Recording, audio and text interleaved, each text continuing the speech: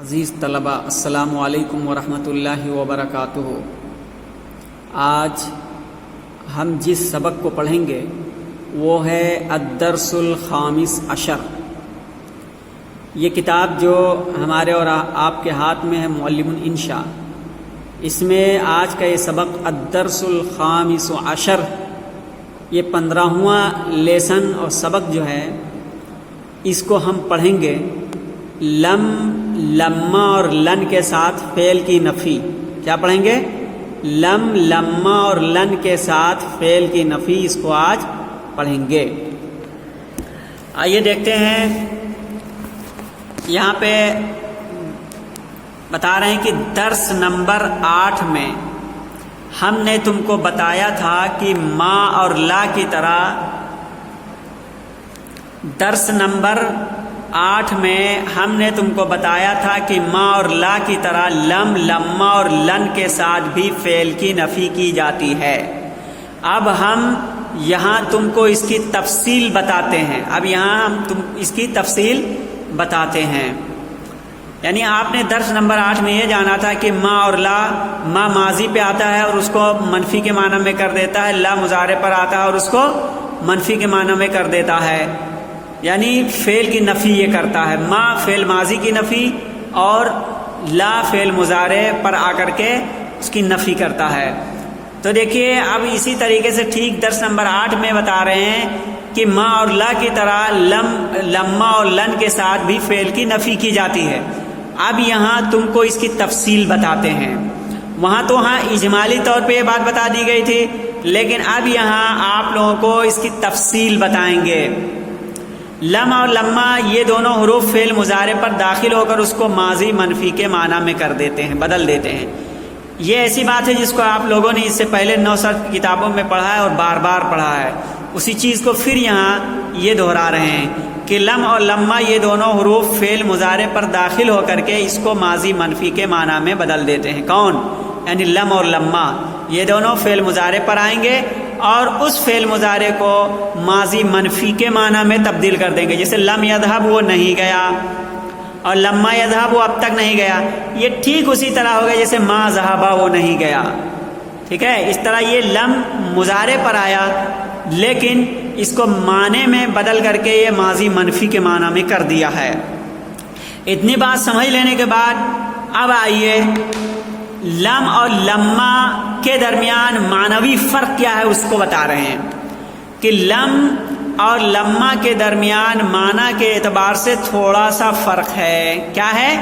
لم اور لما کے درمیان معنی کے اعتبار سے تھوڑا سا فرق ہے، اور وہ یہ کہ حرف لم زمانہ ماضی میں مطلق نفی کے لیے آتا ہے۔ کیا آتا ہے؟ غور سے دیکھیے، حرف لم جو ہے یہ زمانہ ماضی میں مطلق نفی کے لیے آتا ہے، اور لما زمانہ ماضی میں نفی کرتا ہے، لیکن اس کی نفی زمانہ ماضی سے لے کر کے بولے جانے کے وقت تک رہتی ہے، اور لما زمانہ ماضی میں اس طرح نفی کرتا ہے کہ اس کی نفی بولنے کے وقت تک سمجھی جاتی ہے۔ اوپر کی دونوں مثالوں پر غور کرو، یہاں دیکھیے لم یذهب وہ نہیں گیا، یہ زمانہ ماضی میں مطلق نفی کی طرف اشارہ کر رہا ہے، نفی کر رہا ہے، اور لما یذهب وہ اب تک نہیں گیا، یعنی اس بولے جانے زمانہ ماضی سے لے کر کے بولے جانے کے وقت تک اب تک نہیں گیا، یہ نفی کر رہا ہے۔ تو اسی کو یہاں انہوں نے بتا دیا کہ حرف لم حرف زمانہ ماضی میں مطلق نفی کے لیے آتا ہے، اور لما زمانہ ماضی میں اس طرح نفی کرتا ہے کہ اس کی نفی بولنے کے وقت تک سمجھی جاتی ہے۔ تو ان دونوں کے درمیان فرق سمجھ گئے ہیں۔ اب اس کے بعد میں آگے دیکھیے مزید نمبر 1، ان دونوں حرفوں کے داخل ہونے سے فعل مضارع کا آخری حرف ساکن ہو جاتا ہے۔ اب یہ کہہ رہے ہیں کہ یہ دونوں جب فعل مضارع پر داخل ہوں گے تو کیا کیا تبدیلیاں ہوں گی، اس کی طرف یہ اشارہ کر رہے ہیں، اس کو بتا رہے ہیں کہ ان دونوں حرفوں کے داخل ہونے سے، یعنی لم اور لما یہ جو 2 حرف ہیں، اس کے داخل ہونے سے فعل مضارع کا آخری حرف ساکن ہو جاتا ہے، یعنی اعراب ختم ہو جائے گا اور ساکن ہو جائے گا۔ اب اس میں جیسے یہاں آپ نے مثال لے گا تھا لم یذهب، اصل میں یذهبو تھا لیکن لم آیا تو یہاں ساکن کر دیا، لما یذهبو تھا لیکن لما آیا تو لم یذهب کر دیا، اسی کو بتایا کہ ان دونوں حرفوں کے داخل ہونے سے فعل مضارع کا آخری حرف ساکن ہو جاتا ہے۔ اچھا، تو اتنا سمجھ لینے کے بعد دوسرا دیکھیے، دوسری چیز کیا تبدیلی ہوگی کہ چاروں تسنیہ یعنی لم اور لما کے مضارع پر داخل ہونے سے چاروں تسنیہ جمع مذکر غائب و جمع مذکر حاضر اور واحد مؤنث حاضر سے نون اعرابی گر جاتا ہے۔ کیا ہے؟ چاروں تسنیہ جمع مذکر غائب و جمع مذکر حاضر اور واحد مؤنث حاضر کے آخر میں جو نون اعرابی ہوتا ہے وہ کیا ہے؟ گر جائے گا۔ اور تیسری چیز کیا ہوگی؟ آخر میں اگر کوئی حرف علت ہو تو بھی گرا دیا جاتا ہے، جیسے یاتی سے لم یاتی، یہاں پہ یا گرا دیے، تو ان دونوں کے یعنی لم اور لما جب مضارع پر آئیں گے تو نون اعرابی گرا دیں گے، نون اعرابی کے آنے سے گر جائے گا، اور اگر اس حرف کے آخر میں اور اگر آخر میں کوئی حرف علت ہو تو وہ بھی گرا دیا جاتا ہے، جیسے لم یاتی سے لم یاتی، یہاں پہ یا گر گئی ہے وہ نہیں آیا، اور لما یاتی وہ اب تک نہیں آیا۔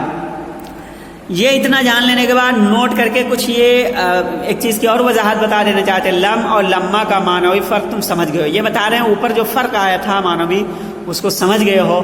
اب ایک مزید فائدے کی بات یہ سمجھو، اب یہ مزید فائدے کی بات بتا رہے ہیں کہ مزید فائدے کی بات یہ سمجھو،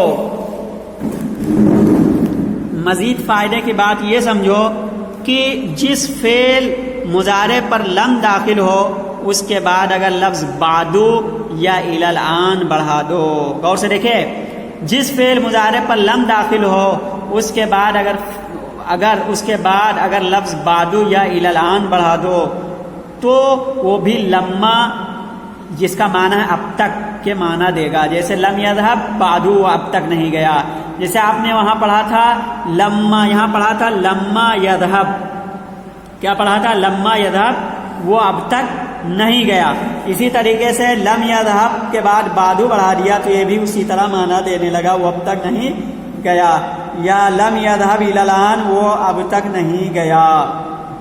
اسی طرح مزید تاکید کے لیے کبھی لما یذهب بعدو بھی کہہ دیتے ہیں۔ اب یہ بات یہاں ختم ہو گئی، یعنی لما اور لم یہ تین چیز کے بارے میں بتا رہے تھے اس سبق میں، لم، لما اور لن کے ساتھ فعل کی نفی، تو لم، لما ان دونوں کی بحث یہاں آپ نے تفصیل کے ساتھ یہاں تک دیکھا ہے۔ اب اس کے بعد میں یہ جو لن ہے اس کے بارے میں یہاں بتانے جا رہے ہیں۔ کہنا ہے لن بھی فعل مضارع ہی پر داخل ہوتا ہے اور معنی کے اعتبار سے مستقبل میں نفی کی تاکید کرتا ہے۔ وہ کیا ہے؟ ماضی منفی کے معنی میں کرتا تھا، لیکن یہ لن اس لما کی طرح نہیں، بلکہ یہ لن فعل مضارع پر داخل ہوتا ہے اور معنی کے اعتبار سے مستقبل میں نفی کی تاکید کرتا ہے، اس لن یذهب، وہ ہرگز نہیں جائے گا۔ وہاں لم، لما وہ مضارع پر آ کر کے اس کے آخر کو کیا ہے؟ اس کے آخر کو ساکن کر دیتے تھے، لیکن لن یہ ایسا نہیں کرے گا بلکہ یہ مفتوح کر دے گا۔ اب ان کے احکام بتا رہے ہیں۔ لن کے دخول سے فعل مضارع کا آخری حرف مفتوح ہو جاتا ہے، جیسے لن یذهب۔ نمبر 2، چاروں اور کیا ہوتا ہے، کیا کیا تبدیلی کرے گا یہ؟ چاروں تسنیہ یعنی جمع مذکر غائب و حاضر اور واحد مؤنث حاضر سے نون اعرابی گرا دے گا، نون اعرابی گر جاتا ہے۔ یعنی جس طریقے سے لم اور لما نے نون اعرابی کو گرایا تھا اسی طریقے سے یہ بھی نون اعرابی کو گرا دے گا۔ نمبر 3، آخر کا حرف علت متحرک مفتوح ہو جانے کی وجہ سے باقی رہتا ہے۔ اچھا، وہاں آپ نے دیکھا تھا لم، لما وہ نون اعرابی کو گراتا تھا اور ساتھ ساتھ اگر حرف علت ہو وہ بھی گرا دیتا تھا، لیکن یہ ایک پہ عمل تو کرے گا، یعنی نون اعرابی کو گرائے گا، لیکن اگر حرف علت آخر میں ہے تو وہ نہیں گرائے گا۔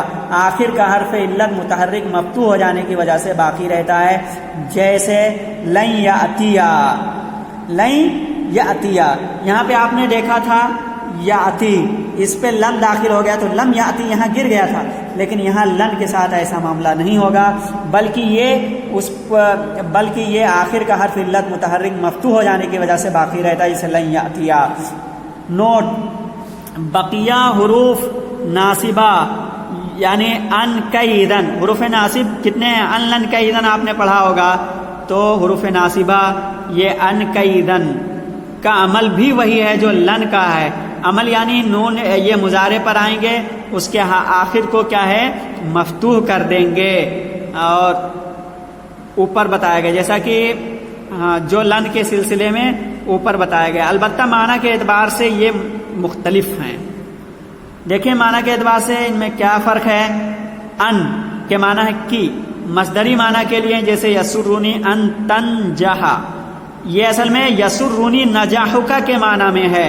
یسرونی نجاحکا، آپ کی کامیابی نے مجھے خوش کر دیا، مجھے خوشی میں ڈال دیتی ہے. آپ کی کامیابی مجھے خوش کر دیتی ہے، یا آپ کی کامیابی مجھے خوشی ہوئی، آپ کی کامیابی سے مجھے خوشی ہوئی. اور اسی طرح ارید ان ازورکا، ارید زیارتک وغیرہ کے معنی میں ہے. ارید میں چاہتا ہوں ان ازورکا کہ تمہاری زیارت کروں، ارید زیارتکا میں آپ کی زیارت کرنا چاہتا ہوں. نمبر 2 کئی، اس کے معنی ہے تاکہ، جیسے اجتہد کئی تفوزا، کوشش کر تاکہ کامیاب ہو. ایدن کے معنی ہے تب، تو اس وقت وغیرہ. اب یہاں نمبر 3 پہ بتا رہے ہیں لام تعلیل اور حتیٰ کے بعد ان مقدر ہوتا ہے. ان کہہ رہے ہیں کہ لام تعلیل اور حتیٰ کے بعد ان مقدر ہوتا ہے، اس لیے حتیٰ اور لام تعلیل بھی انہی کی طرح عمل کرتے ہیں.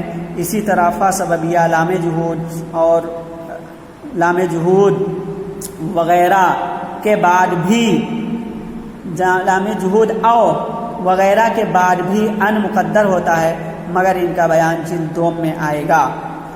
تو یہ تفصیل تھی الدرس الخامس عشر، جو یہ سبق ہے آپ کا الدرس الخامس عشر. تو اس میں لم، لما اور لن کے بارے میں کافی تفصیل سے دیکھا ہے. اس کے بعد میں اب ان قواعد کے جان لینے کے بعد ہمیں تمرین بنانی ہے. تمرین نمبر 81 ہے. اس کے 5 جملے بنا کر کے لانے ہیں، اور عربی سے اردو میں. اور اسی طریقے سے تمرین نمبر 82 میں اس کے 5 جملے اردو سے عربی میں بنا کے لانے ہیں، اور اس کو پرسنل واٹس ایپ پر بھیج دینا ہے، وہیں پہ انشاءاللہ چیک کیا جائے گا. آج کے لیے بس اتنا ہی، پھر ملیں گے اگلے سبق میں انشاءاللہ. السلام علیکم ورحمۃ اللہ وبرکاتہ.